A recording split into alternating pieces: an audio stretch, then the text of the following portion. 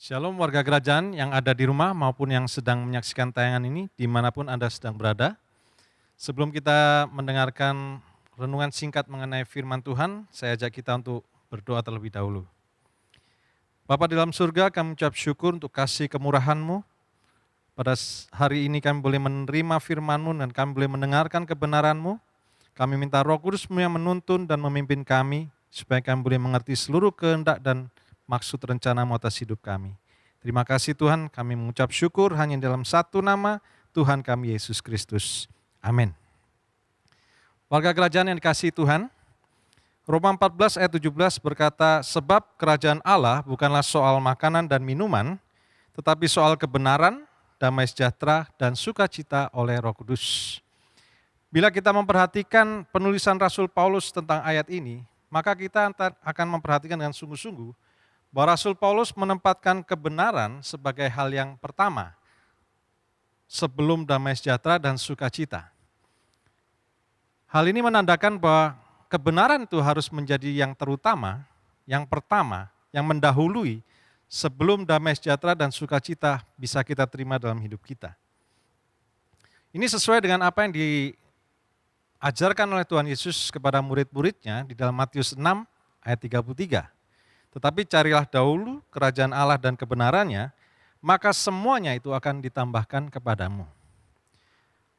Bapak, Ibu, Saudara, warga kerajaan yang kasih Tuhan, banyak kali orang berusaha untuk mencari damai sejahtera dan sukacita sebelum mereka menemukan kebenaran.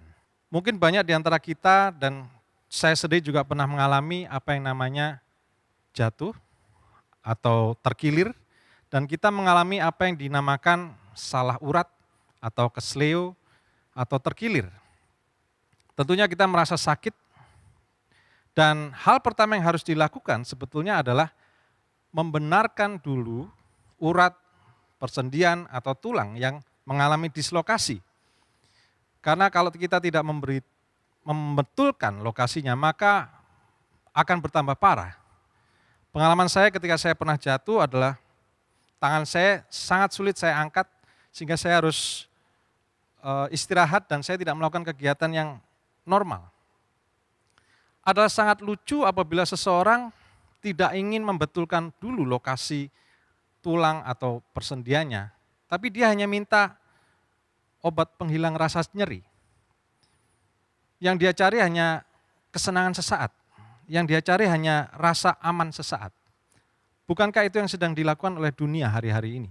Mereka tidak mencari kebenaran, tetapi mereka hanya mencari rasa damai, sukacita yang sesaat saja.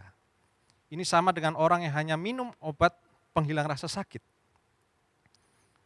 Seharusnya kita mengejar kebenaran sebelum kita menerima damai sejahtera dan sukacita.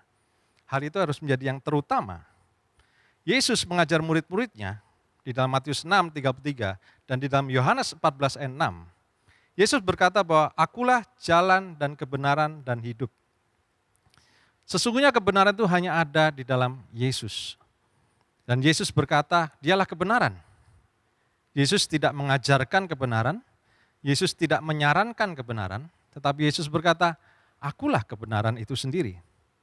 Saudara, di luar Yesus kita tidak akan pernah menerima kebenaran yang sejati. Dan apabila kebenaran yang sejati tidak kita terima, maka damai sejahtera dan sukacita otomatis kita juga tidak akan harapkan. Lalu bagaimana kita bisa menerima damai sejahtera dan sukacita yang sejati? Tentu saja kita harus melakukannya dengan menerima kebenaran terlebih dahulu. Langkah pertama, jadikan Yesus sebagai kebenaran sejati dalam hidup Anda. Undang Dia sebagai Tuhan dan Juru Selamat. Yesus berkata dalam Wahyu 3:20, lihat aku berdiri di muka pintu dan mengetok. Jikalau ada orang yang mendengar suaraku dan membukakan pintu, aku akan masuk mendapatkannya dan aku makan bersama-sama dengan dia dan ia bersama-sama dengan aku. Terimalah Yesus sebagai kebenaran sejati dalam hidup Anda, maka Dia akan menuntun langkah hidup kita.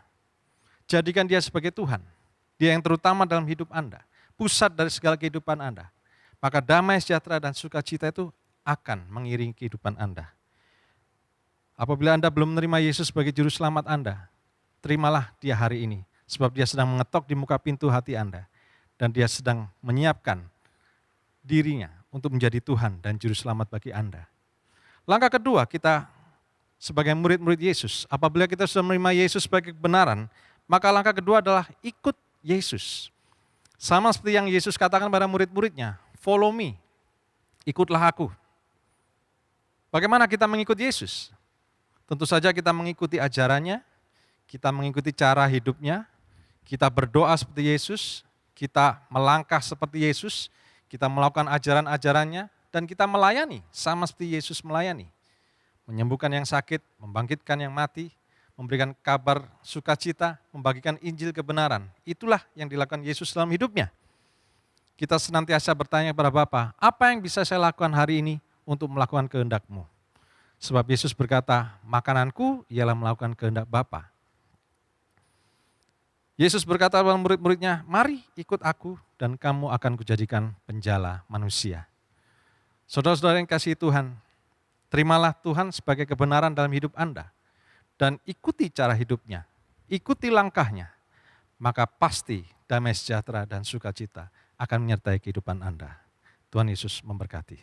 Mari kita berdoa.